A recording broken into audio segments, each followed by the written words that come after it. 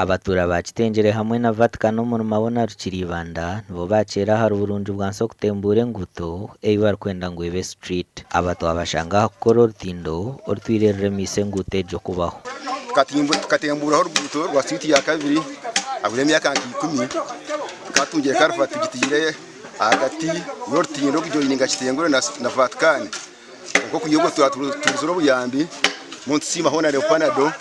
yaturetera tuyo kama 20 za maramu ikintu cyo kitwiriho twente kifana cyo muri ko abantu kweyongera namabona kweyongera kutunguka bakombe kemo bisimbe bibi akangira ngira mwana mbere atabantu bikirebeka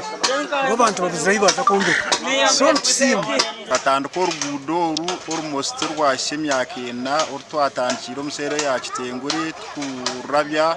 tukora street ya kabiri trading center ya mabona okutaho muhigogu abatura bayambaho mnyishenjero John Paul Ninkusima arikugira ngo nguteji neza kureta hentunguka konka street age ke kubejireho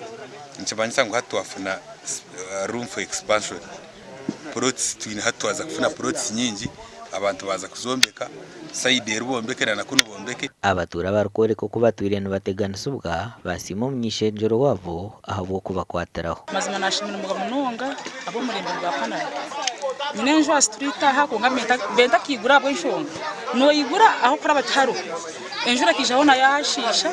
tira mutabe narabaho bona bibafushe baje street y'eruguru